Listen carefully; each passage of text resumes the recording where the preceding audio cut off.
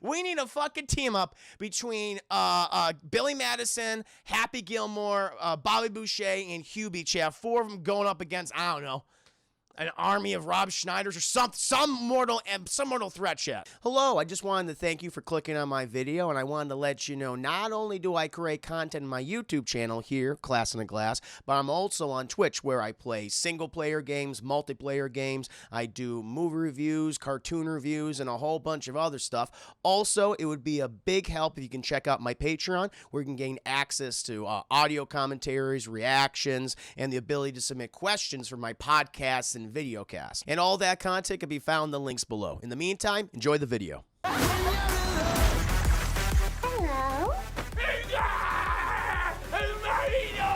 Help me, buddy! Help me! But chat, let's go ahead and jump into this goddamn review, chat. Yes.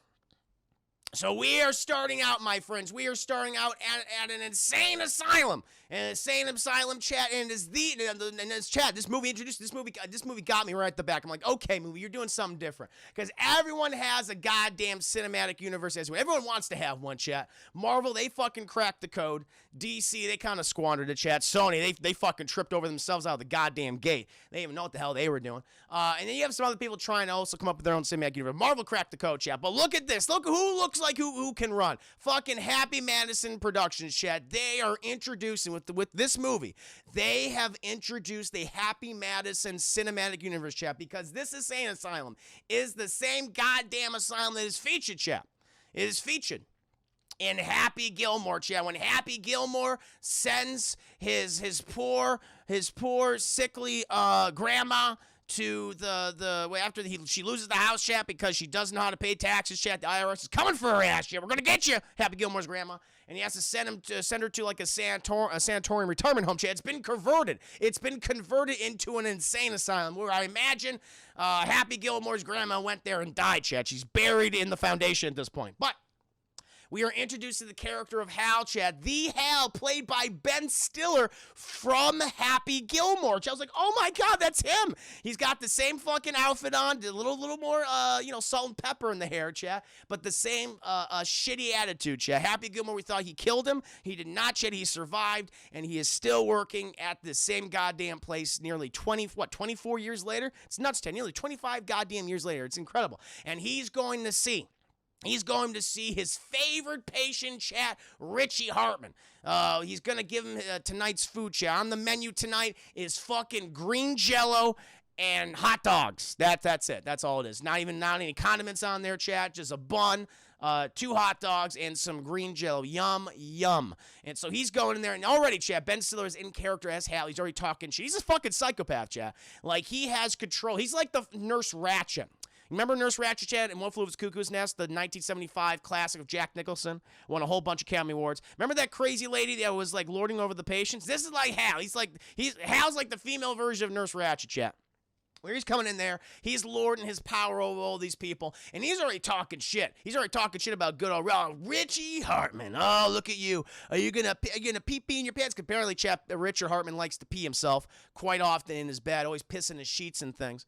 And he's like, "Wake up! I got your hot dogs and Jello, Chet." He throws the blanket back, Chet. And what he sees before him is quite disgusting. Actually, it is this giant Jello hot dog man-sized sculpture, Chet, which I guess is supposed to be Richie Hartman, the inmate of this insane asylum, chat. And it's gross, and he has, like, you can tell it's like they tried to make like a man puppet, chat, because if you notice in the groin area is like a giant, it's a hot dog, and it's sticking straight up into the goddamn air, chat. So there you go, he got some good classy Adam Sandler humor right off the bat. And so fucking Hal's like, "Oh Jesus Christ," and he sounds the alarm, chat, but oh, it might be too late, because we see, chat.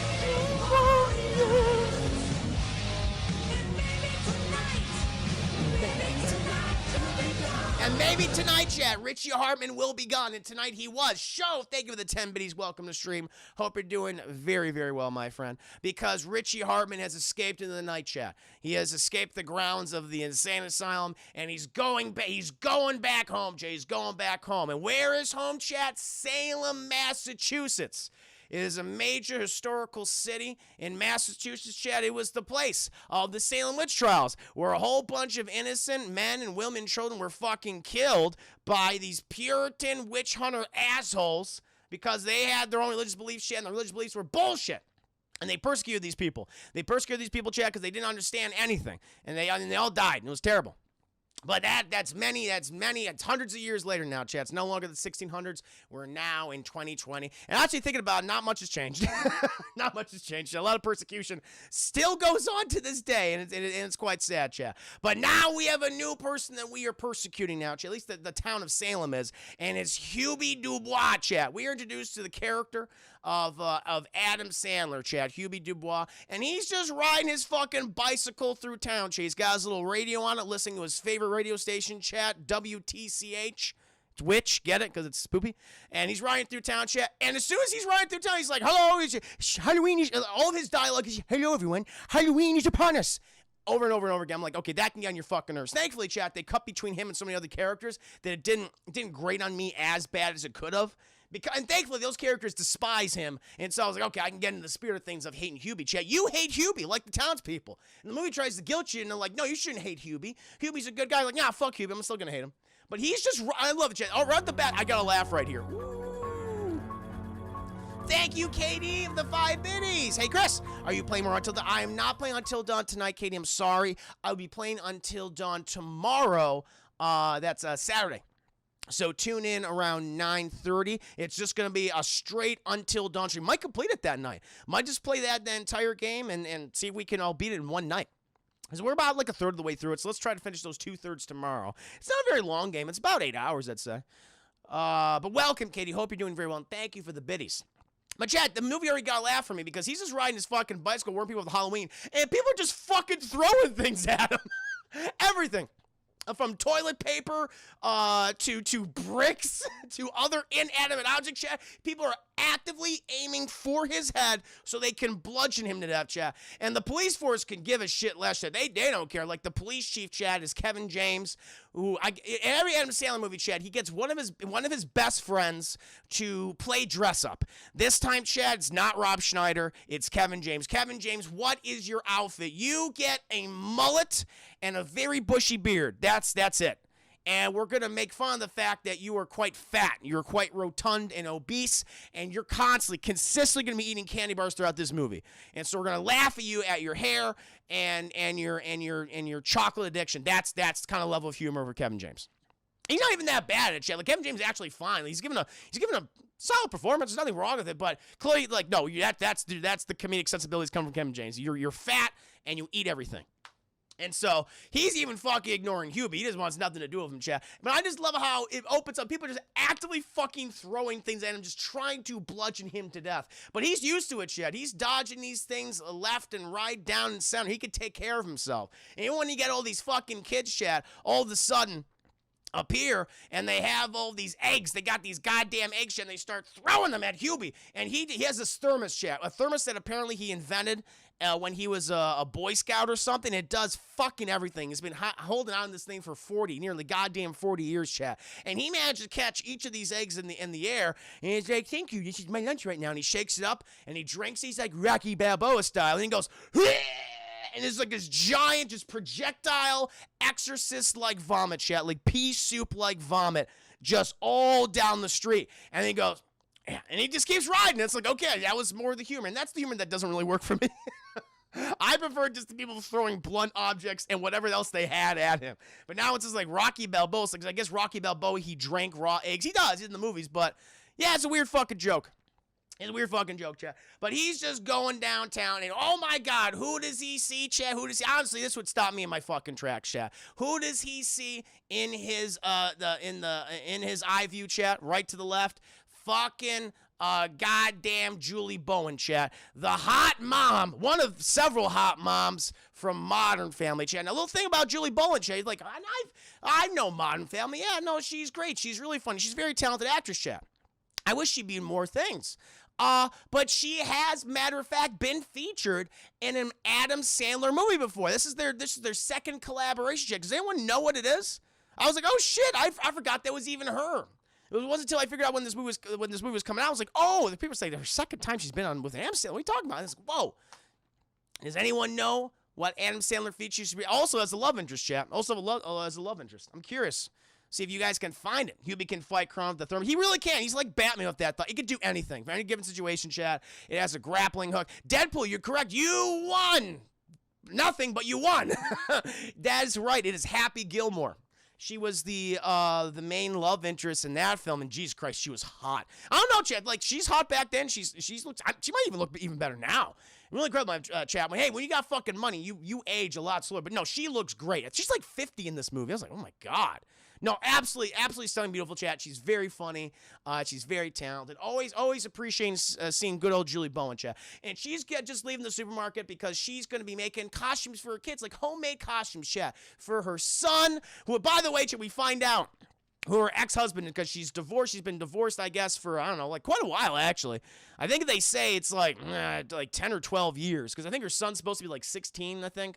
So, yeah, like 12 years, I'd say. And her former husband was Kevin James, chat, the sheriff of the town. Apparently, the sheriff, he was a big-time football player, a jock, if you will. And those days are long gone. Those are way behind him, chat. Much like those fucking candy wrappers he leaves behind. Hey-oh, he has an eating problem. And so, but the thing is, the thing that sadly defines Julie Bowen in this movie is that she just really wants to fuck Hubie, like constantly, chat. Every time Hubie's on screen, she's like, foremost target identified. She's like, Hubie, just put a baby in me already. He's like, I gotta go. He's just so scared, even though he loves her too, chat. He's loved her since the second grade. We find out that she's loved him since the first grade, chat. But for no other reason, she's the only one in the town that is nice to him, and she is incredibly sexually attracted to him. And that's a big thing with Adam Sandler movies, is that Adam Sandler, I mean, hey, he writes all these goddamn scripts, so he has a big list. Put me with the hot person. Put me with the hottest character in the movie. In this case, it was Julie Bowen. Although at least with this one, it's age appropriate, because he always gets like the 20-something or the early 30-something. Here he gets someone that is around his same age. Julie Bowen looks 50, but she doesn't look 50 at all, chat. Maybe she looks 40. But she could pass be in her late 30s, honestly. She looks great. And so she fucking sees Hubie, and they make eye contact, and boom, he hits a goddamn car. He flips on over, chat, and he gets on up, and he pretends to be an electronic mannequin that's moving around. And Julie Bowen's just like, oh my god, that's so hot, Hubie. Please just put a baby in me. But she leaves. Chat. And Hubie, I think he goes to work. See, they do like a lot of quick cuts in this film, like to like what happened in the past and shit. There's a whole scene when we like, what does Hubie do like during the day? Obviously, he's always reporting certain things in town. Like he goes to Kevin James. And I think at one point he goes to Kevin James and to tell him of various things that are happening in the goddamn town. But before we get to that part, he works at the deli at the supermarket, chat. He works at the delicatessen. And the delicatessen, chat, and he's always cutting the meats and the cheeses and things. The kid that works under him, chat, fucking, we're just gonna call him, Freddie Mercury, chat, because I don't know his real name, but he dresses up as Freddie Mercury later on in the movie, and he fucks with Hubie so much. I love this kid. He was great.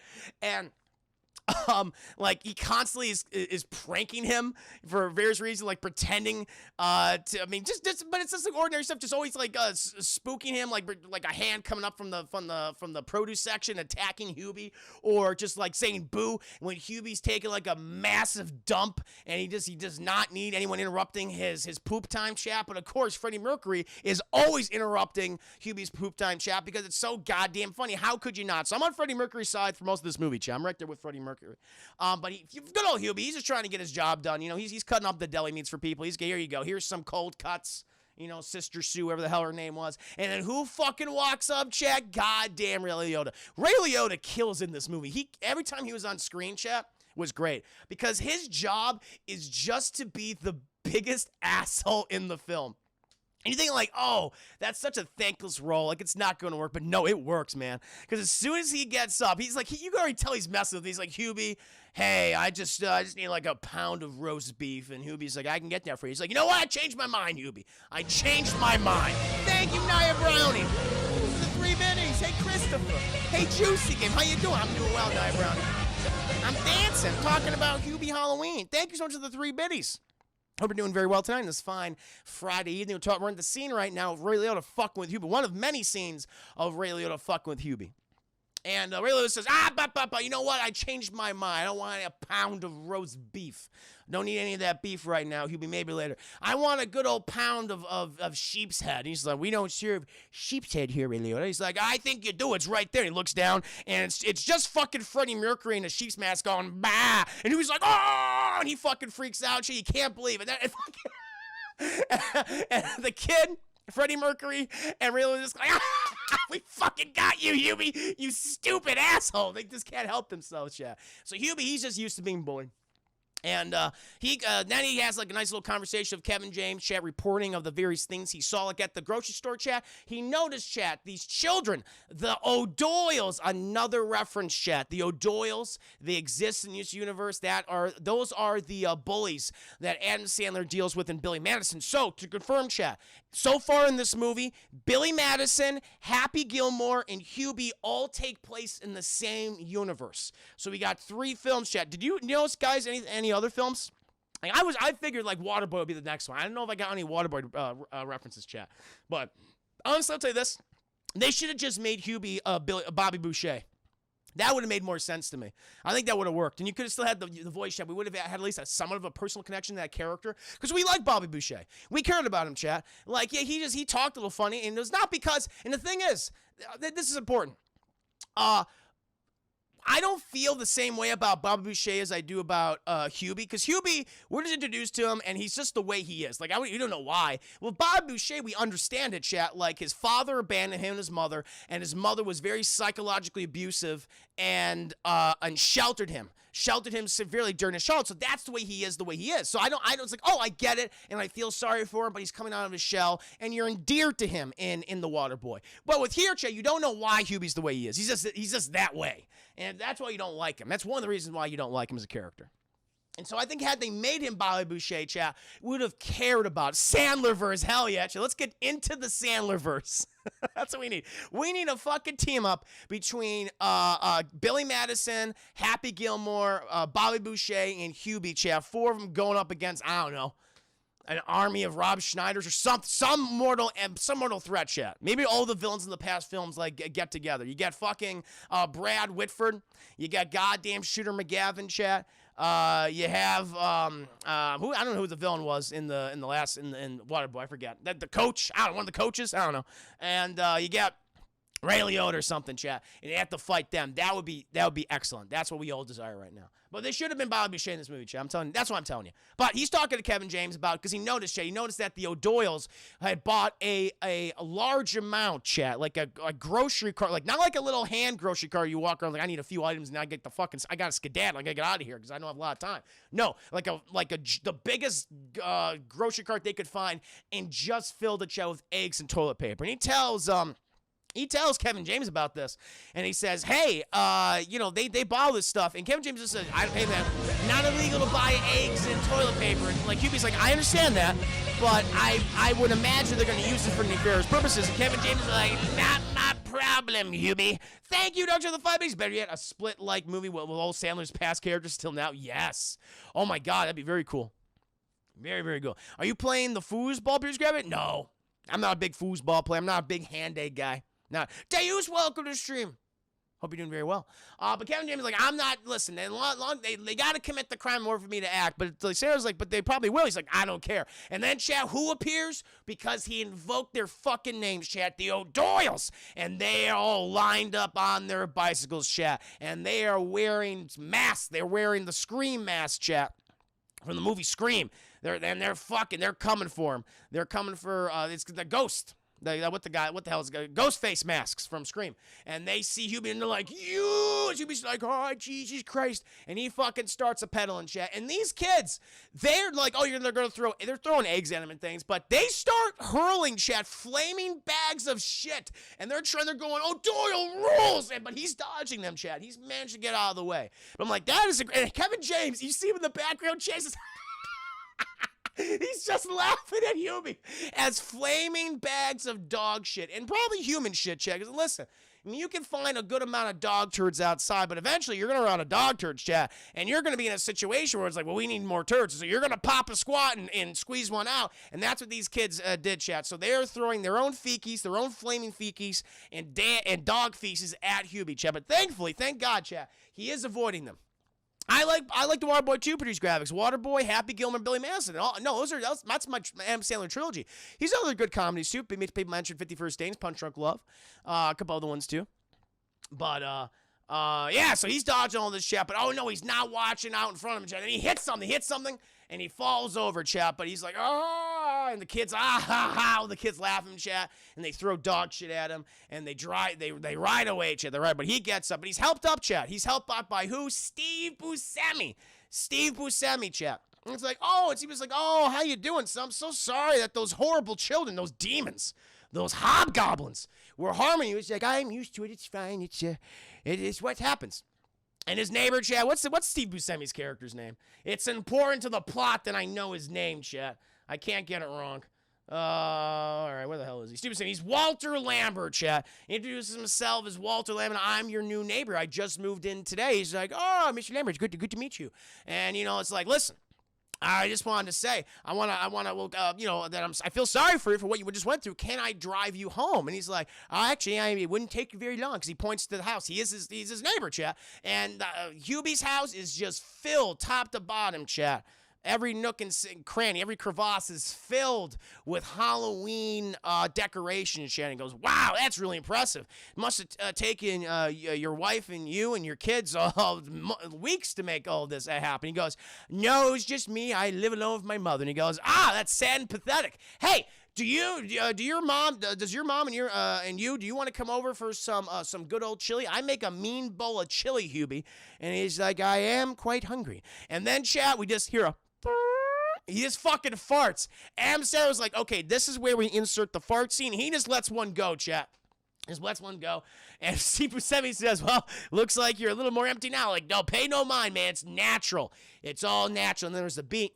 And Adam Sandler goes, yes, it is natural. It's like, okay, I don't know why there was a weird pause there.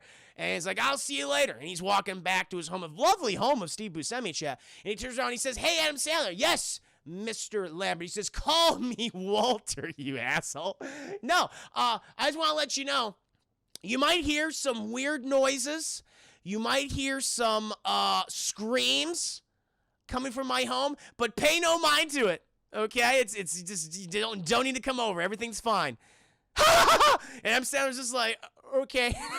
And he goes into his home. He goes in the home, and he enters it. And this fucking scene got me. He opens it up, opens the door, and you thought the outside was all decorated. Chat, the inside too opens the door, and this fucking skeleton goes boo, and he goes ah! He starts punching it. Just starts punching it. It's dumb. It's super dumb. But his overreactions to getting scared and making like being violent towards it, whether it's punching or kicking, chat, or headbutting, that is funny. I'm sorry. That is some lowbrow humor that works for me. I love his overreactions in that regard. He punches the shit out of this fucking zombie skeleton, and you hear his mom. It's like, Hubie, was it the skeleton that scared you, Hubie? He goes, no, it's fine, mother, it's fine. And he walks over, chat. Who do we see in the kitchen? June Squibb, chat. Good old June Squibb, Oscar nominee for Nebraska, great film, chat. And she's baking some Halloween cookies for Hubie. She says, oh, Hubie, come inside. Did you have a nice day at the deli? Were people bullying you again? They always bully me, mother. It is their way. And it's like, that's awful. Oh, Hubie, you have to stand up for yourself. Like, she wants to help Hubie, chat. You have to stand up for yourself. He goes, I know. She's like, you always tell me that you know, Chet. Like, Hubie, you're a good person. You help everyone. And these people, they always try to harm you. You always do the right thing. You don't deserve this, Hubie. Even during your Halloween, which is your favorite holiday. You know, look at all these people treat you. And he's like, and she's like, would you like to help me, decorate the cookies, put the frosties, like, if I can lick your spoon? And so you can tell that his mother's been sheltering him for quite some time, Chet. He's like a 50-plus-year-old man, living with his mom. Not a lot going on, okay? And he sits down, they have a nice little conversation, enjoys the cookie chat. And his mom just tells me, Hubie, if you can't stand up for yourself, I'm gonna have to stand up for you. I've been doing that for so long. I'm gonna have to do that again. He goes, Mom, no, you stay home. It's fine. I can deal with it. She's like, okay. But then Chad, he goes upstairs. And he's like, he's feeling a little melancholy, chat. So he opens one of his yearbooks, the class of 1986, chat. And there he sees her yet again, chat, Julie Bowen. Julie Bowen, she was, voted the prettiest, the smartest, the be-all, end-all best student of Salem High School, chat. And who was right next to her, chat? Who was voted the most annoying or just the biggest loser? Hubie. He's just like, it's terrible. He turns to the next page, chat, and he sees Kevin James, a very svelte, a very slim Kevin James, taking Julie Bowen to prom, and he fucking just walks out. Kevin James is like, you, my sweet, it should have been us. If I was as popular as Kevin James, I would be your king, and you my queen. And then a fucking ghost pops up from the fucking window, and he goes, boo! He goes, ah! And he starts punching the window, and he breaks it, chat. Hilarious. And the mom's calling up, she's like, Hubie? Did you break the window, Hubie? What's going on? He's like, it's fine, mother, it's fine. I'm taking care of it. Hell, every time he does that, Chad, it kills me every goddamn time. But then, Chad, many shenanigans are happening, Chad. So we cut to the home of Walter Lambert, Chad. There's some nefarious things happening. And then Kevin James, he gets a call. Chad, got to go. Kevin James, apparently this local farmer, his livestock has been attacked, and Kevin James comes over there, Chad, and this pig has just been ripped to fucking shreds. It was eaten. It was attacked via its asshole first, Chad's asshole eaten from the inside out via the asshole, Chad. It's a terrible situation. And the farmer, he's complaining about it. He loves this goddamn pig, chat. And he has a wife that comes on over, and she's like, you love that pig more than me. And he's like, the pig gave better conversations than you. And Kevin James is like, whoa. This is a pretty goddamn bad situation. And he's like, he doesn't understand, like, what could have done this? What could have caused this? He goes back to the station, and he gets contacted by Kenan Thompson. Kenan Thompson's in this movie. Kenan Thompson's actually pretty fucking funny in this film. I really dug him. Kenan Thompson's in this film, and he tells him, like, goddamn Richie Hartman, he's escaped the mental institution, and they think he's come back to Salem. And Kevin James is like, oh shit, Richie Hartman, that the former best friend of Hubie, the only person that ever cared about Hubie's coming back here? Oh, that's not good. We got to keep an eye on Hubie. We got to keep an eye to see if Richie Hartman's going to attack Chet. And speaking of Richie Hartman, the thing is, though, it's October 31st, chat. And October 31st is like the biggest fucking day in Salem, chat. It brings in tens of millions of dollars in tourism and all sorts of events and things. And you got all the goddamn kids out there trick-or-treating and everything. And Hubie, he's getting prepped, chat. It's going to be a hell of a goddamn day for him. Because he's going to go on out there. He's going to go on an adventure and protect the fucking neighborhood. Right this morning, chat. And his first objective is to go to the school, elementary school, chat, where we meet the young foster daughter of Julie Bowen. And she's hanging out with her friends. She's like, why are we having this assembly? Like, what's going on? And it's like, oh, it's a special presentation featuring Hubie Dubois. She's like, who's Hubie Dubois? He's like, oh, you'll see. And then the fucking O'Doyle's, chat, little fucking shits. Remember tourism? Yeah, I remember, chat. You remember tourism? I remember. The O'Doyle kids, chat, who were horrifically bullying Hubie earlier, chat, throwing flaming bags of their own feces at him. They start saying to this little girl, to Julie Bowen's foster daughter, is like, hey, Julie Bowen, or hey, goddamn Julie Bowen's foster daughter, how's your mom doing? Oh, that's right, you don't have a mom. You have a fake mom named Julie Bowen. And I'm like, these little fucking shits. It's horrible. It's horrible. But thank God, chat, the very sassy black teacher came in and she said, "You're a fucking moron. Leave that little girl alone. You're gonna be a failure in life." Remember your family? Remember how most of your family died in Billy Madison? They drove over that cliff and they all died. Good. He's like, it's like, I like that. I like that, chat. And then the foster daughter's like, "Jesus Christ, that's fucked up. Whatever." And so, but then, chat, oh no, the principal, he comes on out, and he's like, "Children, so Huey's here, and he is the town safety monitor, and he's going to teach you about the things to stay safe during Halloween.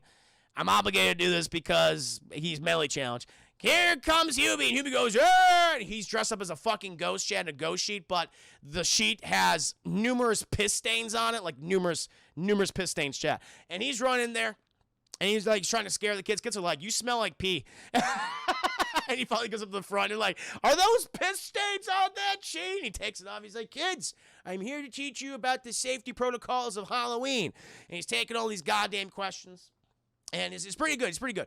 And, like, he even has this very lovely conversation where he talks about Halloween candy, how to be charitable, both how to stay safe, to listen to adults, to have fun, but also to be charitable on Halloween. And he did this nice little thing right here, like, because Julie Bowen's foster asked a question, and he answers it. And, because he said, on every Halloween, I used to build a tower out of my candy. And once that tower got so tall and fell, that's the candy I would keep, and the rest of the candy I would donate. I would donate to the homeless shelter for the homeless people to eat. And Julie Bowen's father was like, "That is really sweet. I'm going to do that, Hubie." And he's like, "Thank you." It's like the first compliment he ever gotten. And then this little zombie child asked him a question. He goes, "Yeah!" And he punches the zombie child, chat, and he starts crying. And then the whole cafeteria fucking erupts, chat, because he punched a child, and they start pissing and shitting in their hands and go, "Ah!" It's just like a whole bunch of apes, chat. They're just pissing shit in their hands and going, "Ah!" And they're throwing it at Hubie, and he's getting covered in piss and shit and food. It's a goddamn nightmare. Chat. But he eventually leaves. Also, there's a subplot involving Julie Bowen's biological son and the older. She has two foster daughters. She has an older foster daughter and a younger foster daughter, and like he's very attracted to this one girl who is basically Zendaya. She looks very similar to Zendaya. She was like, "Oh, is that Zendaya?" It's not Zendaya, Chip. I'm like, very close to Zendaya. And he goes and gets some coffee. Apparently, I don't know, it's weird. And they just need, we need other characters in this movie. We need to have, like, a dramatic element. And he goes in this coffee shop with his older foster sister, Chad. And she's like, "When did you ever start fucking drinking coffee?" He's like, "Today." He's not the best actor, sadly. He goes in there. The thing is, though, Chad, he's attracted to the main barista. I don't know her name is, Chad. We're gonna call her the barista for the sake of convenience. And she goes, "Oh, freshman, how you doing?" He's a freshman, Chad. I think she's older. I think she might be like a junior, maybe a sophomore. I'm gonna say she's a junior though. And he's like, "Oh, hi." He's very uncomfortable. He's like, "I would like one coffee, please." She's like, "I gotta see some ID." I'm like, "Fucking ID for coffee? What the fuck is this place? What is this fresh fascism I smell, chat?" And he's like, he's checking out his fucking ID. He's like, "I'm just joking with you, dude. It's okay. I'll get you one black coffee coming right up." She gives it to him. He goes, "This is terrible." And they have a nice little conversation. And she says, "Hey, man, it'd be really cool. You're super cute. Come to this party at the corn yard, at the goddamn Cornrows barnyard. It's gonna be a good old hoedown. There's gonna be alcohol. We're gonna be smoking doobies. There's gonna be food. Please come so we can smooch." And he's like, "I really want to smooch you." She goes, "Fuck, come to the party." He's like, "I'll be there. I'll definitely be there." He turns around. Who does he fucking walk into? Freddie goddamn Mercury. He's there too, Chad. And you thought he was mean to Hubie, Chad. He's really mean to Julie Bowen's biological son, because he just fucking smashes. He just fucking he hits the coffee cup out of his hand and goes, "Woo, Freddie Mercury!" And he just goes on his business. It's a really shitty thing to do. Chad. But eventually, we cut back to good old Hubie. His efforts at the school did not work out, Chad. But he can be appreciated other places. Definitely can. And he goes to the local Salem Witch Museum, Chad, which I've actually been to. They did film on location for this movie, Chad. I have been to Salem. I went to college. I did my undergrad in Connecticut. And Massachusetts not that far away. And a couple of my friends and I, we spent like a couple days in Salem. We had a friend actually who was from there, and we went to the Witch Museum and things, and it was like, oh shit, I recognize all this shit. So that was kind of cool to see this. Like they filmed on location, it was nice. And so they're there, and who does he fucking run into, Chad? Julie Bowen, and she's like, can you put a baby in me today? He goes, I gotta go, but he doesn't put the baby in her yet, Chad. Not yet. But he has a nice conversation to her. Julie Bone's actually having a conversation with one of the workers there, chat, who, is helping the kids out and stuff. And Hubie walks up to her. He goes, I noticed there's a long line outside, and I have these Halloween word puzzles. But basically, you get this in school, chat. It's like a whole bunch. It's like a goddamn rows upon rows of letters, and you have to find the word in it. It's like, oh, those are fun. I like those. That's kind of nice. Yeah, I printed these out for you. Maybe you can give it to the kids outside. And she goes, oh, that's so nice of you, Hubie. And she takes them, chat, and she throws them in the trash, like right in view, right so he could see it too. She goes, yeah, that's what I think of your fucking puzzles. She walks in, I like those puzzles, chat. That was mean. That was unnecessary. That was definitely unnecessary. But she, so Julie Bones sees this too, and she's like, oh, I'm so sorry. And they have a nice little conversation. She briefly introduces her older foster daughter to Hubie. It's a little awkward, chat. Doesn't know how to deal with the kids, especially because he was just fucking abused earlier by children, so he's a little afraid of him, chat. Children are kind of cruel to Hubie, chat. Whether they're either throwing their piss and feces at him, whether it's on fire or not, or they're just mocking him or running him down the road. Like, not great. Definitely not great, chat. But he's having a nice conversation with Julie Bowen, and somehow it's brought up, chat, that he has a new neighbor, Falcon Walter Lambert, chat, Steve Buscemi. And she goes, Walter Lambert? Oh, I don't know how it gets to this point, but she said, oh, Walter Lambert, the Lambert family? Oh, I thought they all died out. I thought they all died out years ago. And he's like, what are you talking about? He's like, well, she's mentioned I was by the graveyard the other day, and I saw their grave, the family grave, and that family's been dead for decades. And he goes, like, not that it could be this a new person like Lambert that just moved in or anything. Just, no, the family's been dead. And he's like, Jameson's like, he might be pretending to be. He might be an imposter Lambert. And he's like, I gotta do my investigations. Because she said, oh, Walter Lambert, he's buried. Oh, that's the thing he mentions. She mentions, like, Walter Lambert, he died decades ago. He's like, what?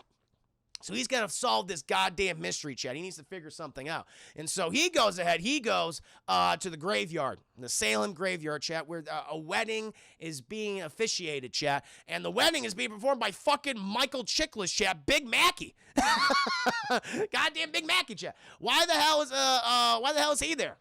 He's a fucking priest, chat, and he's officiating the funeral of Ray Liotta's dad. His dad is dead, chat, and it's a very small ceremony. And Hubie's just no social cues because apparently, chat, the Lambert family grave is right next. The commish. Goddamn right, produce graphics.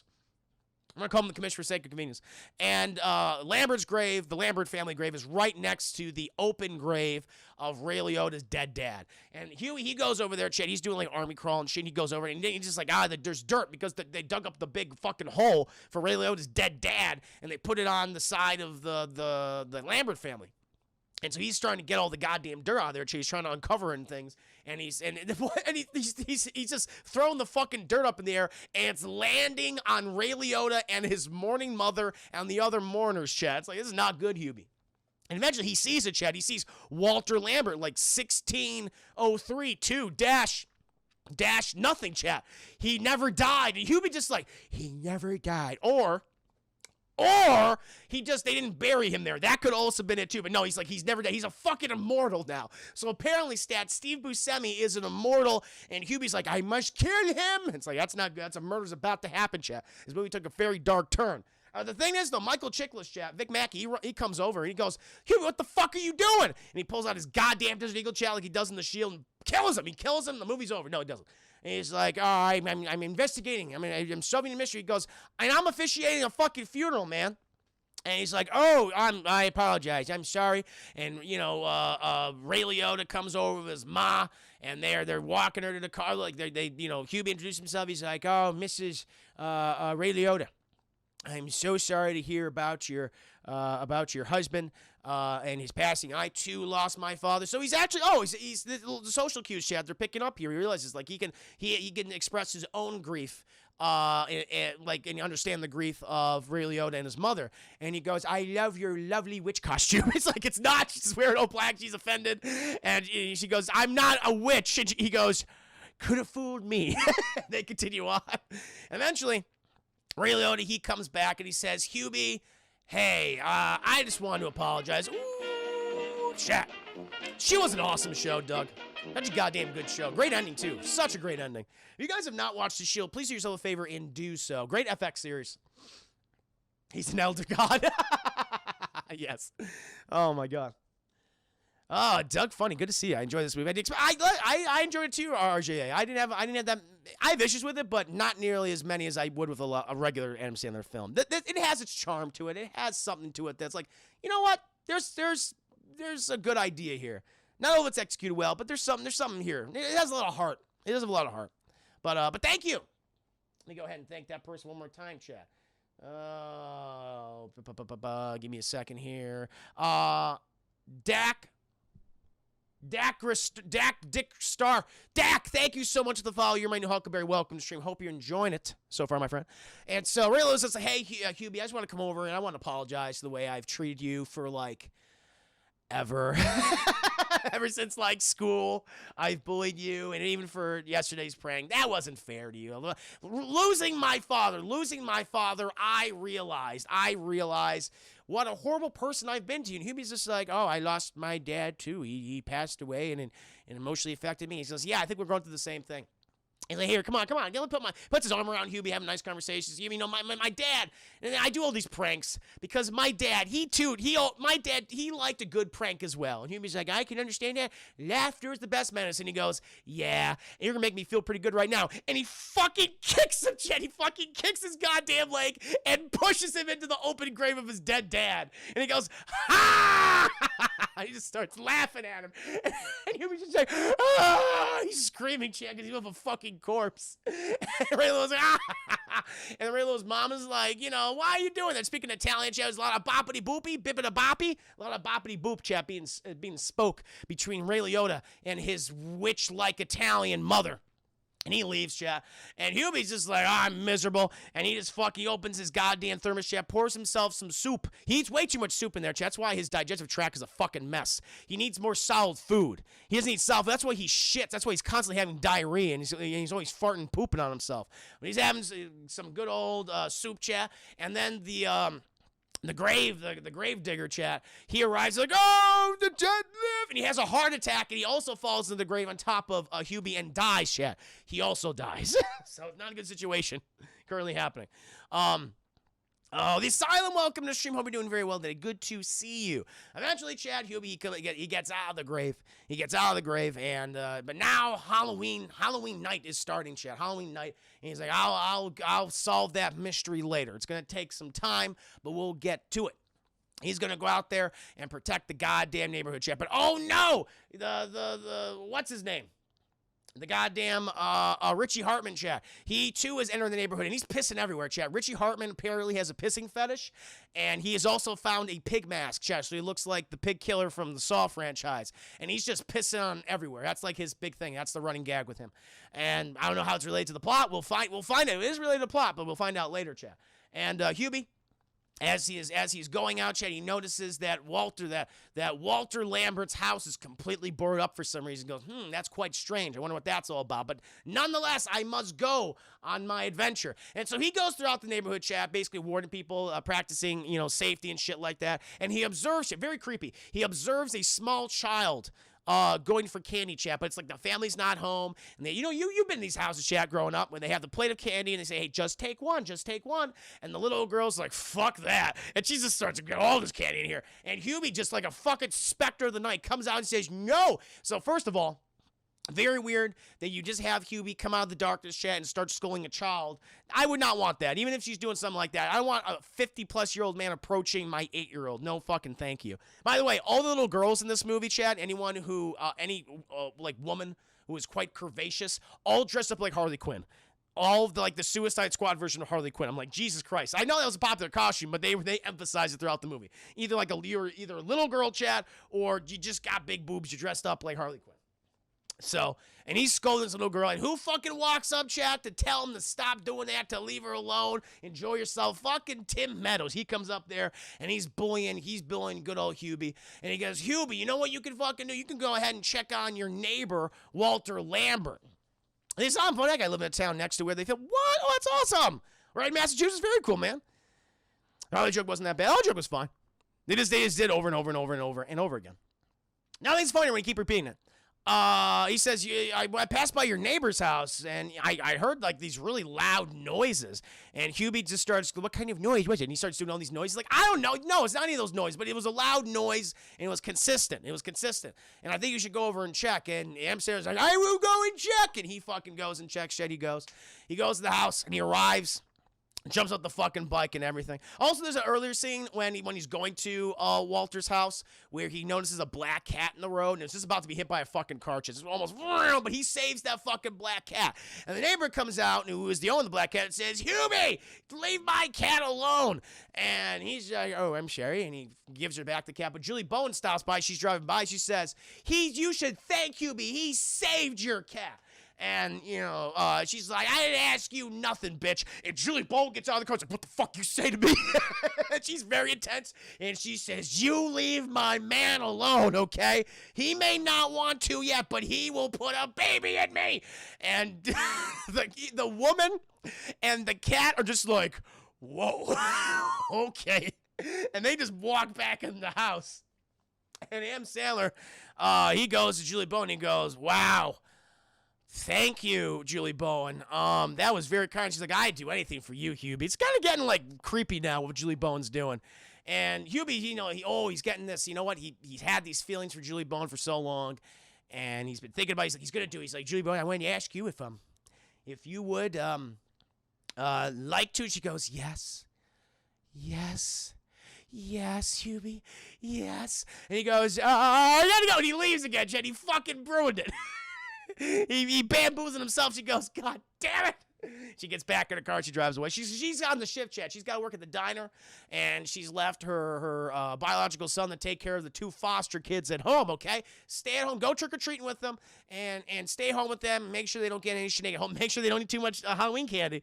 And so eventually, though, she's sad because she didn't have the hot Hubie Adam Sandler sex that she wanted, and she goes to work at the diner, chat, where she has a very mean boss who mistreats her. But Hubie, he arrives at the home of Walter Lambert. Chad's all boarded up. But thankfully, he does find an open window, Chad. And he opens the fucking window, and he goes in there. His thermos is also a big fucking flashlight, and he's searching. He's searching inside this goddamn place. And then he's going, Mr. Lambert, I mean Walter, Mr. Lambert, I mean Walter. And he falls in the fucking cellar, just this big fucking hole in the middle of the family room, falls right in, falls in there, and he gets up and hears all these weird noises and shit. He goes, and he notices all these claw marks on the walls. He goes, oh my God, what is going on here? And then he finds all this, newspaper on the ground, chat, with huge Steve Buscemi-sized shits, chat. So we now know the size of Steve Buscemi's shits and his poop. It's all over the place, chat, and his piss. There's a lot of poop in this movie. It's like a little too much. He's like, that's weird. And he continues throughout the basement, chat. And eventually, he finds Steve Buscemi, and Steve Buscemi just looks like, he's screaming at him. And he goes, and then Steve Buscemi is hopping around like goddamn Schmeagol from Lord of the Rings. Honestly, if they wanted to like cast someone who just looks like Schmeagol, you don't want CGI, just put Steve Buscemi in there. That's all you need to do. And he's hopping around the fucking walls and shit, and he just fucking escapes. He just jumps out. And Hamza was like, oh no, oh no. And so he's got to track down this wild Steve Buscemi before he shits and poops on everyone's property shit. He can't have that. Don't want that at all. And then we cut to the party at the Cornhole Barn, chat, where all the teenagers are drinking and smoking doobies. And we have Judy Bowen's biological son there, chat. He's dressed up like the Tin Man because, Julie Bowen, she made costumes for all her kids. And he meets up with not Zendaya, chat, the barista from earlier, not Zendaya, and she's like, "Oh my God, let's just fucking smooch," and he's like, "Yes, yeah, I'm excited." But then who's there, chat? Fucking Freddie Mercury, dressed up like Freddie Mercury, and he's bullying him and he's messing with him. Chat. He just punches the guy in the face. He punches the biological son of Julie Bowen in the face. It's very mean. And Hubie arrives because he's searching for goddamn what is it? Yeah, Steve Buscemi, chat. He finds Steve Buscemi, chat. He does find him at one point, and Steve Buscemi is just eating a pumpkin, and he's like, "The fuck's wrong with you?" And Steve Buscemi's like, "It's the moon. I am a werewolf." And he goes, "Oh, I have to kill you," and he fucking runs away again. He's like, "Shit." So he's trying to track him down here. He goes in the bar and he basically tells the kids, like, no more drinking, no more smoking, just hitting them out of their hands, chat. And the kids are just like, "All right, fuck you, Hubie. We're gonna kill you. We are gonna kill a motherfucker tonight." And they're just about to, chat.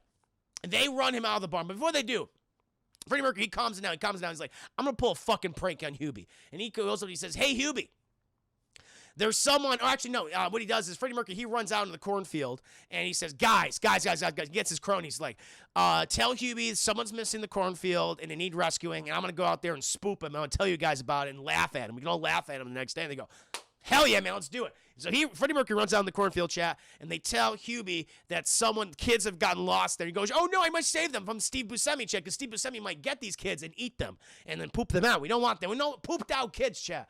And then Hubie, he runs in the cornfield, chat. But then Julie Bowen's son and not Zendaya feel bad, and they too go into the cornfield. And Hubie, he's looking around for them, and eventually Julie Bowen's son and not Zendaya, they run into Freddie Mercury, and they have almost a fight. They have a little fight.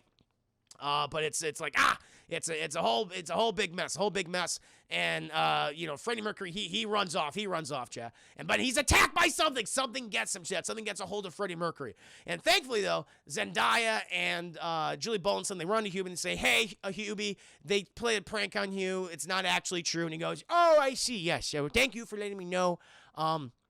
You know what? Your mother is asking," because that's Julie Bowen mentions earlier that she can't get in contact with her kids via phone, and she's scared. And he says, "I'm going to pretend I did not see you. You should go home and take care of your sisters." And he goes, "Thank you, Hubie." He goes, "Yeah, no, thank you. Thank you for being a safety expert on Halloween." So they fucking leave, and he's like, "I'm going to count to 10, and I'm going to spin around." So I don't know. He does his whole thing, and he gets lost in the cornfield and goes, "Fuck, I'm lost in the cornfield." It's got a lot worse for poor old Hubie, chat.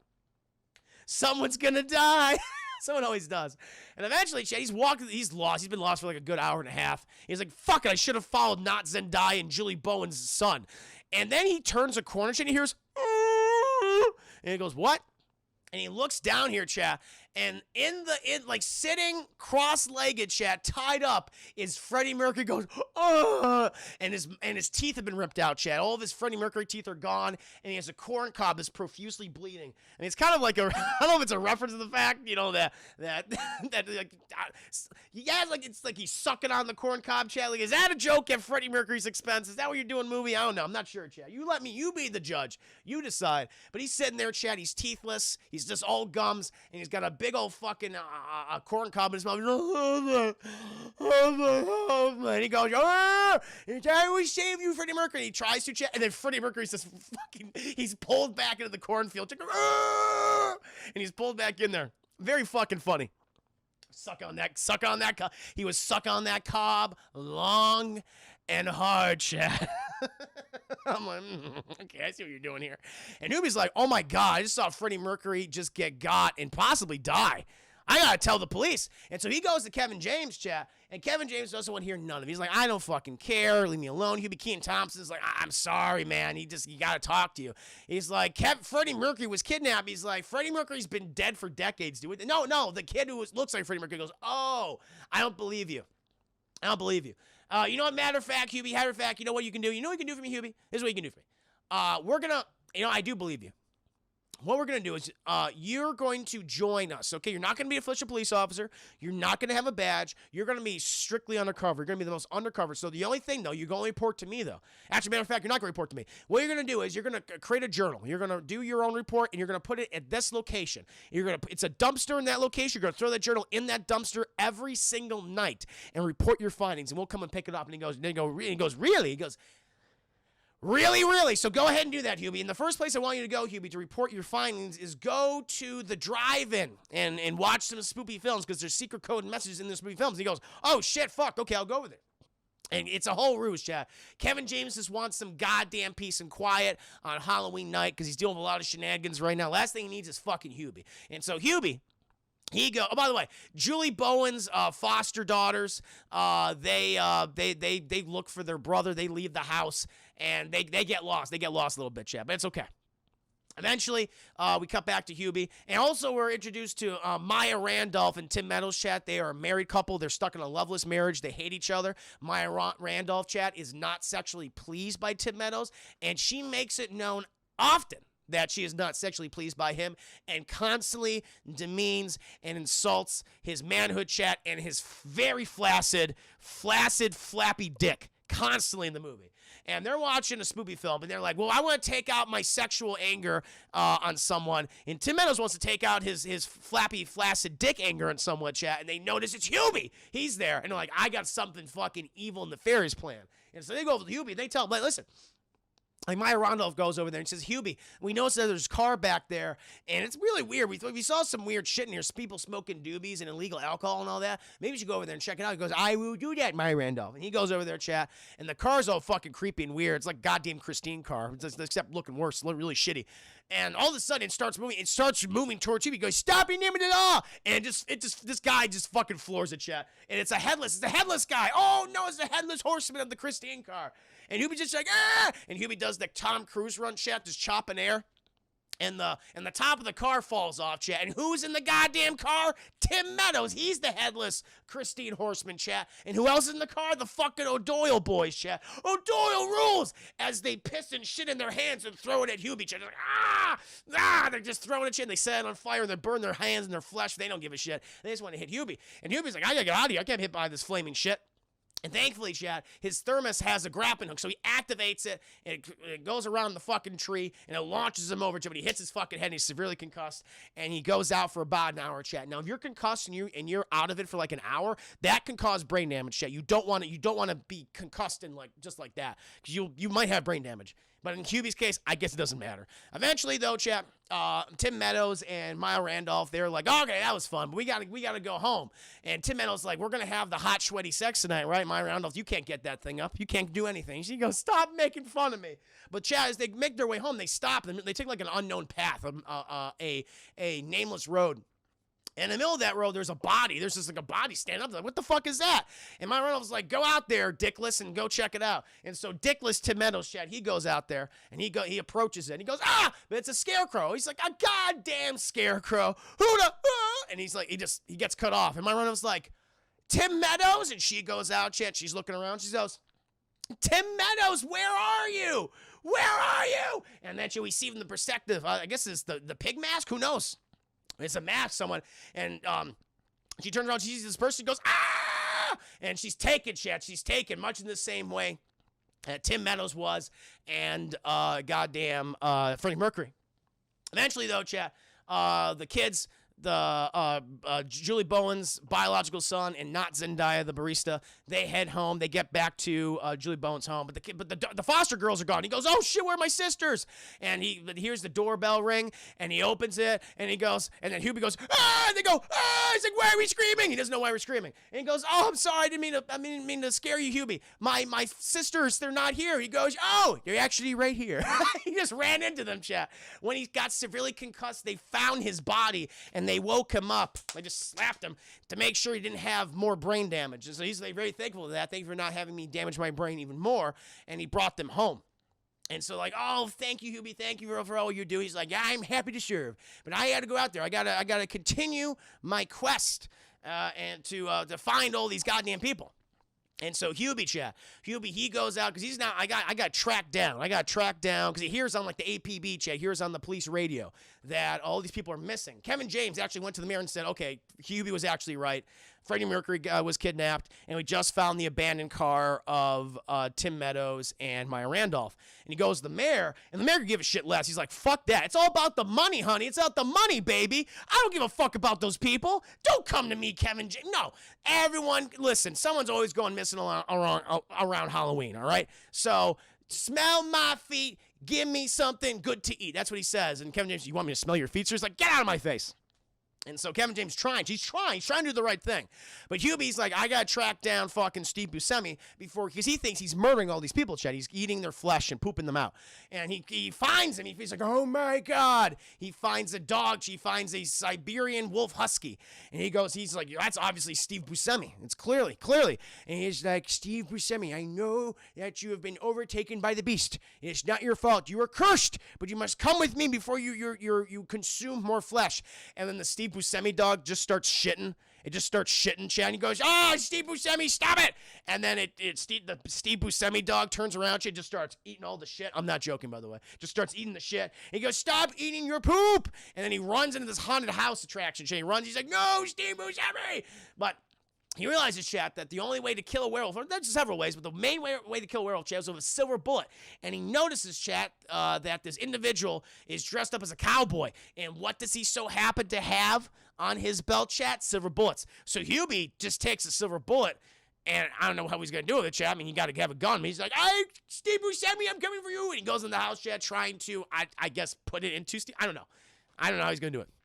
But he goes in there, and he's looking for him. And and this is like, Hubie is very scared of everything. So when he goes in this haunted house, he goes, eh, woo, yeah. He's very scared of everything he sees. He's getting jumped constantly. Like, they even have this one girl that goes, hello there. They grab, remember those haunted house you went to as a kid, chat? And they grab your legs? And like this one, you saw in the trailer, this one girl grabs it and goes, oh, Jesus Christ, no. And she's like, Jesus, dude, take it easy. Like, that actually got me. That was a funny scene. And he continues on. But then, Chad, we cut outside. We cut outside of the spoopy haunted house, Chad. And who do we see? Fucking Ray Liotta, Chad. And he's hitting on this very young girl, Chad. And he's like, I got to get something tonight. And the way he's going to do it, Chad, is through guilt and manipulation. And he's like, oh, man, I feel that was so great. We had a great night, didn't we, girls? And they go, who are you? She goes, oh, I'm just trying to get some fun tonight. You know, I lost my dad. He just passed away. And they go, oh, no, I'm sorry. He goes, no, it's fine. You know, I'm just happy to be here and, you know, doing things with the people of Sam. They go, oh, that's so sweet. And he tries to talk to them, chat and everything. And they realize the one is smart. She's the high school teacher that told the Doyle kid that you're dumb and your family died all those years ago and you deserve it. Like, she was the same teacher. And she picks up and really was like, oh, you're fucking trying to hit on me and sleep with me. He goes, yeah. She goes, dude, I was, oh my God, I'm like triple. You're like triple my age. I mean, by the time, when I was in high school, you were getting your second heart surgery or something like that. It was very funny. Your third triple bypass surgery. He goes, fuck that. And they announce, then chat, the Steve Buscemi dog comes out, and it goes up to the girl, and she goes, oh, it calls it like Harley or something. I forget the name. I think it's called Harley. He goes, Harley, and it's not Steve Buscemi. He has like a good pupper. It's a good pupper. Oh, no, not yet. Actually, no. It hasn't happened yet. We actually cut back to the haunted house, and Adam Sandler, he encounters the Steve Buscemi dog. And he's, Steve Buscemi, I must now kill you. And he's like, I'm just about to thrust the bullet inside the dog's head. And he throws it at the dog. The dog just eats it, and he runs away. He goes, shit, that's not good. And then he goes outside, and that's where he meets Ray Liotta and the teacher. And it's not Steve Buscemi dog. It's just a normal dog. But the teacher and Ray Liotta do see that Hubie is inside the haunted house, and Ray Liotta's pissed because he has a very hard peen right now, chat, and he could do nothing with it. And he's like, I can either go home and jerk off, or I can just fuck with Hubie. I'm gonna fuck with Hubie and then go home and jerk off. And so he goes back in the haunted house, chat, and he's like, I'm gonna get you, fucking. But he runs into someone in a mask and goes, oh, you got me, man. Hey, listen, I'm gonna fuck with Hubie right now, okay? And like, you watch this, man. It's gonna be fucking. We're gonna be talking about it for years. And he goes and gets Hubie. He's like, Hubie, and he's fucking pulled into the darkness, Chad. Hubie's like, oh no, oh geez, oh God. And he just got gotcha. He just got pulled out of nowhere. It's crazy.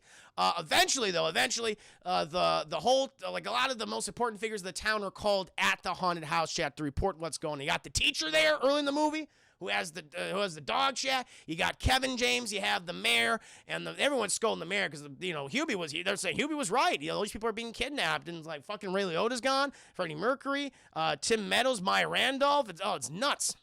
And like, but we got to find out, like, who's kidnapping these people. And Amazon's like, I know exactly who is doing it. It is Walter Lambert, Steve Buscemi. And they're like, why is he doing it? And they're like, he's a werewolf. And it's just like, he's a werewolf? Wait, what? It's like, I don't think that's true. And they're like, yeah, I'm like, oh, make the call, try to find him, go to his home, and you shall see. And Kevin James, he makes the call. He calls the goddamn, the police department where Keaton Thompson's working, and he says, hey, so we got to put out a fucking search warrant on the home of Walter Lambert. And Keaton Thompson's like, oh yeah, they just came in like 45 minutes ago. Wait, what? Oh yeah, he brought himself in.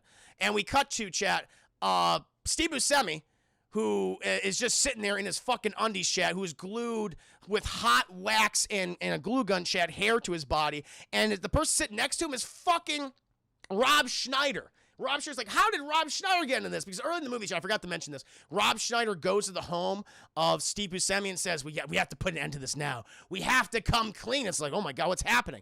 And Keaton Thompson reveals, like, yeah, they turned themselves in like 45 minutes ago. So apparently, Rob Schneider, he escaped the mental institution because he was very concerned for his friend, Steve Buscemi, who also escaped the mental institution. He shouldn't be by himself. And Steve Buscemi believes that he's a werewolf, okay? And he came out there to help him. So he's not an actual werewolf, and they're not the ones responsible for the murders. They're actually kind of helpful right now. It's like, oh, shit. And we cut to Steve Buscemi. Oh, this is great, too.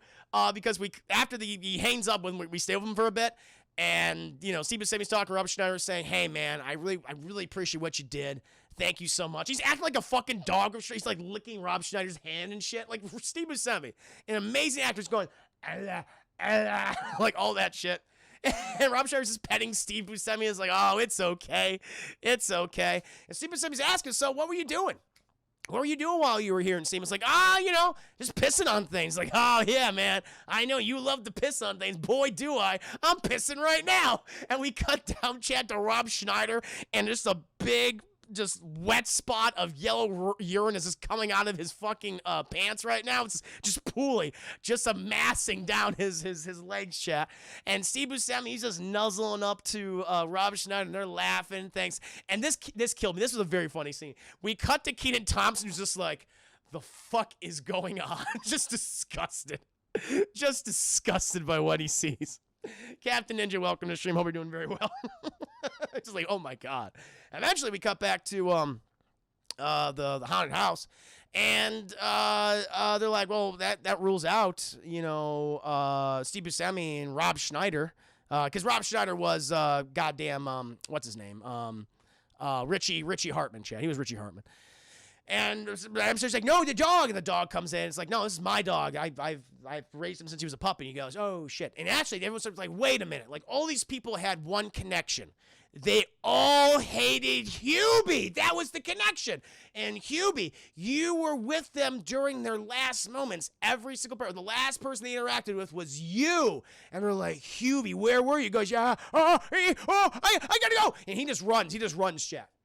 He just runs, and the whole town of Salem are just trying to attack Hubie. They're throwing things at him. They're throwing fucking tubas. I'm not joking. Tubas, toilet seats, more flaming dogs of shit, eggs, chat. The bears of Salem rise up, chat, and they throw shit at him. Like, we're gonna get you. It's like crazy. It's fucking nuts. And eventually, chat, he just ends up at the witch radio station, chat, WTCH, where the very sultry voice of the main host just beckons him there, and he goes there, and this is the part of the movie where they're like, okay, we don't know how to end it. We need exposition, just kind of explain this really weird thing in order to get to the end of the movie. This is a very dumb part. I don't like this part of the film at all. But he goes to the radio station, chat, and he enters it. It's unlocked, of course. And you think, oh, the radio, the DJ is, you know, it's obviously a woman by the way she sounds. And he turns a corner, chat, and sees through the fucking thing, and this very sultry, I mean, a little husky, but very naturally feminine voice is actually Shaquille O'Neal. Okay. And Hubie's just like, what the fuck? Shaquille O'Neal's like, oh. Like, okay. And he goes in there, and Shaquille's like, Hubie, my second biggest fan. How you doing? He's like, are you Shaquille O'Neal? Boy, am I. It's like, okay. I also do this. I do this during the holidays. You know me. I love my radio DJ. And it's like, that's weird, Shaquille O'Neal. He goes, yeah. Yeah, it is. Oh, meet my lovely wife. As the wife is coming through, chat, she's got a big old sandwich, good old sandwich for Shaquille O'Neal. And she's like, oh, is this your fan, Hubie? Oh, he's so cute. It's just how I pictured him. And he goes, haha, she has a funny voice like you, Shaquille O'Neal. She's like, what do you mean? She sounds like Dr. Mrs. the Monarch from Venture Brothers, chat. It's hot, Dr. Mrs. the Monarch. And she's like, what do you mean? He's like, never mind. He's like, well, I'm happy to be here, though I'm in a bit of a pickle. And they're like, oh, what's wrong, Hubie? Everyone hates me. He goes, oh, no, that's not true, Hubie. No. Actually, no, there's a person who constantly calls in and talks about you all the time. They're your number one fan. And he goes, what do you mean? They're my number one fans. Like, yeah, they said, no, this person calling all so often, requesting all sorts of songs for you, especially in October. They know Halloween's your favorite holiday. And they would do anything to stand up for you. And Hubie's like, do you know someone like that? And Hubie's just like, oh my God. Oh no! Like, who's the person? Who could be the person who has done all these crimes? Who has eliminated all these people, chat? The one who cares for Hubie the most? Julie Bowen. It makes sense, chat. It makes sense. Holy shit, chat. And like even Shaquille also mentions, she's like, oh yes, they call in. They always say they're drinking a nice glass of Chardonnay, and they're like, they wish they could share a nice glass of Chardonnay with Hubie too. And he's like, oh my God, it's Julie Bowen. And then he calls to Kevin James and he says, hey, Julie Bowen's responsible for all these crimes. And he goes, okay, I'll believe you now. Keaton Thompson come in. So we're going to perform a sting operation, okay? You're going to contact Julie Bowen because you want to talk to her, all right? And we got, because apparently they learned that, oh yeah, Shaquille O'Neal mentions he could track the phone number, but they learned the phone number belongs to a burner phone. But if they stay in the location of the town, they can get the burner phone signal. I don't know. That's what they said, chat. And we're just going with it. It's the last 5 minutes of the movie, okay? And so they're like, okay, we're performing a sting operation, and we have to let her use the phone or something, and then we can do it. We can do it, and we can grab her. And so they got Hubie there. Like, Hubie, the secret word is pumpkin. Once that happens, then we'll come at her. We'll arrest Julie Bowen. He goes, great. And so he's waiting out there on the docks of Salem, chat. It's a very misty, mysterious night. A fog's rolling. It was like John Carpenter's The Fog, chat. Underrated John Carpenter movie. Pretty goddamn good. Goddamn Laurie Strode's in the chat. Jamie Lee Curtis. Awesome movie, in my opinion. But he's there, chat. And who comes out of the mist, chat? Julie Bowen. And all she's wearing, chat, is just a coat. There's nothing under there. It's very obvious she's wearing nothing under there. She's like, oh my God, it's finally happened. Hubie and I will have the hot, sweaty sex. I could be the wife of Hubie. She's very excited about this. And she's like, Hubie, why'd you call me? I'm so happy that you called me. He goes, I wanted to, pumpkin! Kevin James are like, oh, fuck, he's fucking up. And, like, Julie Bowen's like, pumpkin? What? Why do we say pumpkin? I don't know. And just saying all these things, they're having a back and forth. But eventually, chat, they pick up the burner call, chat. But it's not coming from Julie Bowen. Not at all, chat. It's coming from the home of Hubie, where his mom lives. Oh, my God. Hubie's mom is getting attacked by the killer, the kidnapper, chat. Holy shit. And the thing is, Hubie has something to say to Julie Bowen, chat, because he realizes this, too. He gets in the earpiece that Kevin James says, it's not coming from, it's Julie Bowen. It's coming from inside your house. He goes, oh, no. He's like, I need to go, Julie Bowen, but I must tell you one thing. I have always loved you. I have loved you since the 2nd grade. And Julie Bowen's like, oh, Hubie, what took you so long? I've loved you since the 1st grade. They're like, hot! And they start smooching. He's like, I would want to smooch and put a baby into you later, but I must get my mom. And he goes off, he jumps into the water, chat, and he's like, I gotta steal a boat. And he steals a boat, chat, and he drives to he pilots a boat to his home. To the mainland, chat. And she goes, yay, gonna get a Hubie baby. She's very excited. But he goes back to his home, chat. And who does he see hanging in the street, chat? By his feet, chat? Michael Chiklis. Michael Chiklis has been taken out, chat. Because Michael Chiklis promised, I would defend your mother. And he did not, chat. He's dead. He goes, oh, Michael Chiklis. No, he goes, bah! He goes, ah! And Michael Chiklis pulled a prank. He goes, Hubie, I got you. He's like, Michael Chiklis, why would you do that? My mother's in danger. He's like, no, she's not. She's the only one inside. He goes, ah! He's like, Hubie, the blood rushed in my head. Hubie, I don't feel good. I can't breathe. He does not listen to Michael Chiklis, chat. He goes inside the home, and who does he see, chat? In the darkness, June Squibb. She sees her right there, chat, with the phone by her side and a glass of Chardonnay. And she goes, "Oh, Hubie, I'm so glad you're home." And he goes, "Mother." And he goes to her, chat. And he says, "Mom, I wanted to make sure you're okay." She's like, "I'm always okay, Hubie. You're the one I'm worried about always. You're the one I care about. You know, Hubie, that I'll always stand up for you." And he looks to the side, chat, right behind her, because he sees some movement in the backyard.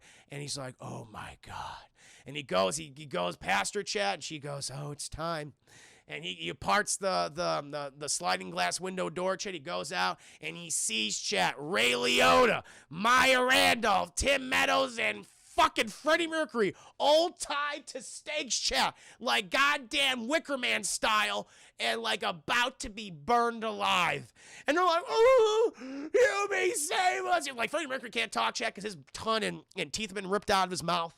But everyone else has their teeth and tongues. And like, "Hubie, you gotta save us, Hubie." And he goes, "Mom, why would you do this?" It's like, "Oh, Hubie, for all these years, I see how this town mistreats you. You're a good person. You're a good person, and quite frankly, I want you to stand up for yourself, but I see that you can't do that. You're just too good of a soul. So I've taken it upon myself to fight the bullies, Hubie, to give them what they fucking deserve." And that's before she can unleash her evil plan shit. Everyone starts coming. The fucking news crew shows up. They're recording all of this shit. They're broadcasting across Salem and across these United States of America. Fucking Kevin James, Kean Thompson are there, chat. They're like, they're right there. Also, chat, you have fucking Steve Buscemi and Rob Schneider like, "Freeze!" And they just have their fingers pointing out that way, and they're like, Kim James like, "Why'd you bring them?" It's like, "We are literally the only two police officers here. If we left them there, they would just shit and piss everywhere." It's like, Kim James is like, good point. Better outside." And the Scripps is like, "Oh, you people will see. You'll see." And she has a match. She strikes the match. She puts gasoline. She throws gasoline at everybody, chat, just before all the people arrive. And she strikes the match. She goes, "Ah!" She throws it. And they're like, "No!" And then Hubie, he thinks back. He looks at all these people, each and every single one of them, chat, and how they all mistreated him. Freddie Mercury, Tim Meadows, Maya Randolph, Ray Liotta, everyone in the town. And he's like, it's like all this anger. But then, chat, he has one thought: Julie Bowen. And he thinks of her and all the times she was kind to him throughout his entire life, and how he had all these repressed feelings for her, and she has those same feelings for him. And it's this beautiful moment. He goes, "I've found someone who loves me for who I am, and I love her for who she is," chat. And he goes, "No!" And what does he pull out, chat? The fucking thermos, baby. He gets the, and he throws the thermos, chat, and a little bit of soup, a little bit of splooge soup comes out, chat, and it's like a dun dun dun dun dun dun dun, and it's like the soup and the match are going at the same speed, and he goes, psst, and they hit each other, chat, and the match is put out, and fucking they're saved, chat. No one is burned alive. And they go, "Oh, fucking thank God. Hubie, you dumbass Hubie, cut us down."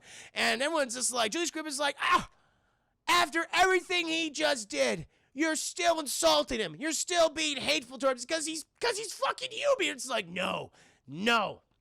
Hubie, I know I'm his mother, but I have observed, I have seen what Hubie has done for this town. He is courteous. He is kind. He is charitable. He's helpful. And above all, he's a goddamn good person. And each and every single one of you has mistreated him some way. And I just wouldn't stand for it. Why do you do this? Why? And she goes to each person, chat. She goes to goddamn Freddie Mercury, who goes, because he can't talk anymore, chat, because his tongue and teeth are missing. But he does manage to say, the reason why I treat you like this is because I feel the pressure of being cool, and I'm jealous of Hubie because he can just be who he is. Cut to Tim Meadows. Tim Meadows' reason is lame. He says, "I'm bald. I'm really bald." And Hubie has a luxurious mane of hair. He's a Jewish lion with the hair he's sporting. It's a mane. And he's like, "I feel bad that I have hair and my dick doesn't work. My dick just does not work. It's just flaccid. I have a problem. I have a medical issue."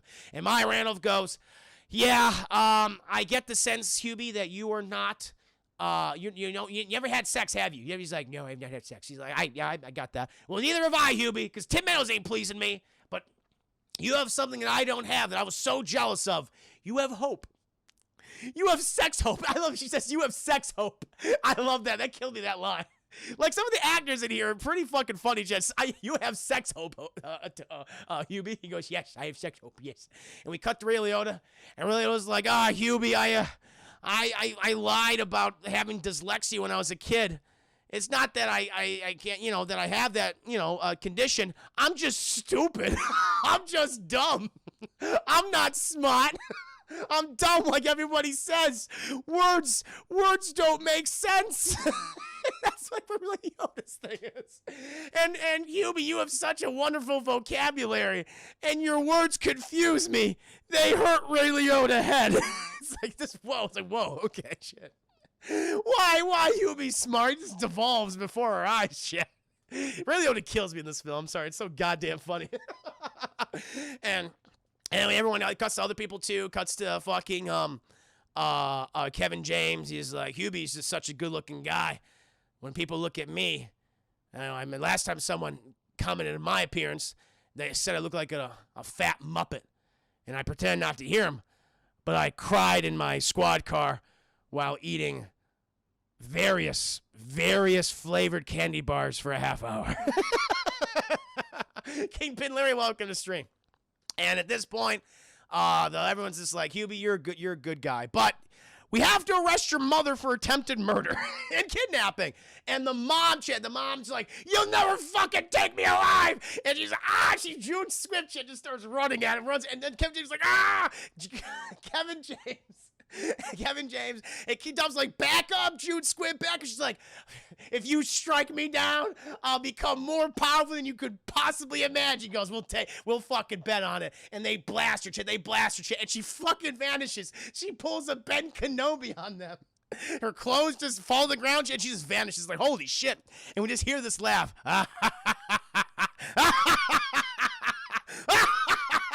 And she's just like, oh my God, is she a witch? Is she a ghost? And she just fucking vanishes in the night chat. Either that or, look, okay, I think my version is better. But all she does, she says, look, Frankenstein! And they all go, where? And then they turn around, she's gone. She just disappears in the fucking night chat. And we hear that evil laugh, though, like, oh shit, well, I guess she's gone forever. But the case is solved, Chad. June Squibb was the one. She got her Green Goblin. Finish it from evil.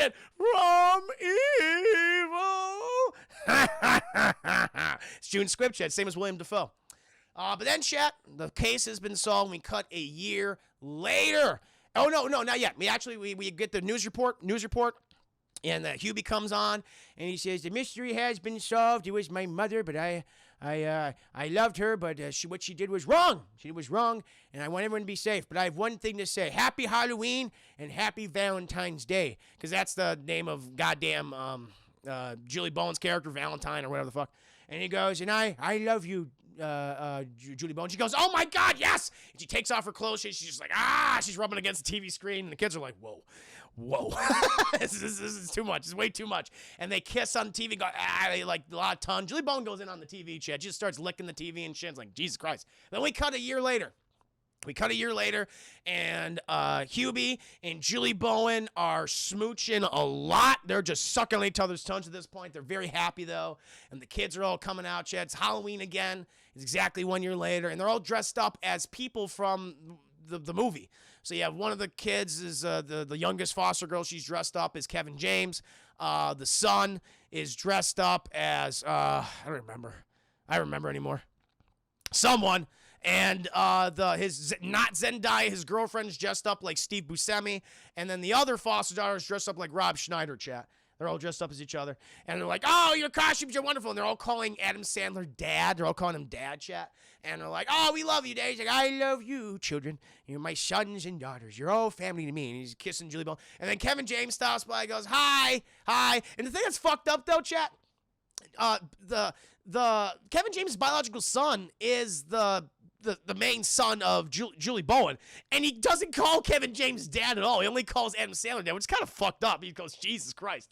And, at this point, he's watching his ex-wife and Adam Sandler, Hubie, just making out. He goes, you never kissed me like that. And she goes, Yeah, I didn't. He goes, okay, that hurt. All right, well, Hubie, you want to get going? You want to get going to start the traditions? And he goes, yes, sir, I do. Because, chat, Hubie's been elected mayor of Salem. Apparently, chat, they got rid of the other mayor because he lied to the town and put people in danger. And Hubie was elected the new mayor of Salem, and he's getting a police escort, chat. And everyone's waving at Hubie. Everyone's like, yay, Hubie, yay. He's like, yes, thank you very much. And he passes by the O'Doyle children. They go, hey, Hubie. And he goes, yes, O'Doyles? And they go ahead and take off their mask, chat. And they say, you rule, Hubie. They go, thank you. Thank you. I'm glad you have said it. You have learned much. You have learned much, O'Doyles. I'm glad that my mother who's standing behind you can teach you this. They go, ah! And they see if it's June Squibb, chat. It's the ghost, if it's the undead corpse of June Squibb, but it's not, chat. He pranked him. He go, I got you. I got a Halloween. You got a little trick. And they go, oh, Hubie. And he rides off, chat. He rides off as he's cheered by the people of Salem, chat. And that, my friends, that, Salem is fucked. Probably. And that, my friends, is Hubie Halloween Singular. The latest feature with Adam Sandler. The latest comedy feature from Happy Madison Production, chat. Now, listen, this movie has a lot of issues I brought up. The Adam Sandler can grind your nerves. A lot of scenes where it does not work. The humor is amateurish. Woo, Mr. Humanator, thank you.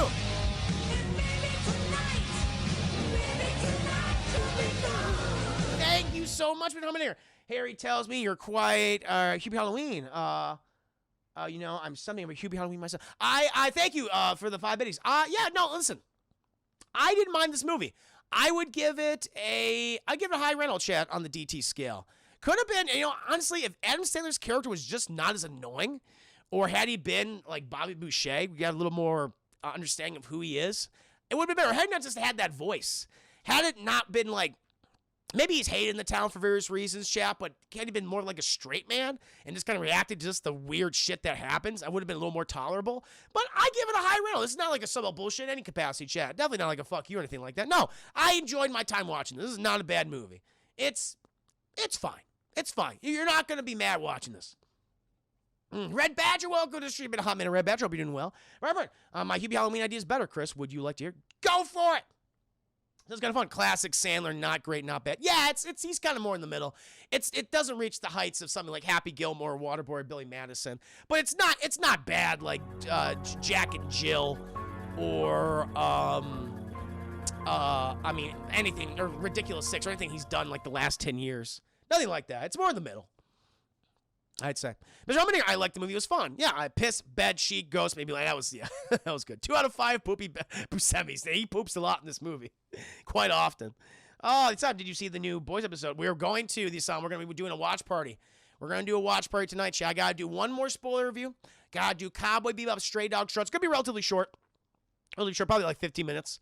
But in the meantime, chat, I'm just going to go ahead. I'm going to grab myself another drink. So please entertain yourselves amongst yourselves. And I shall return. Stick around, my friends.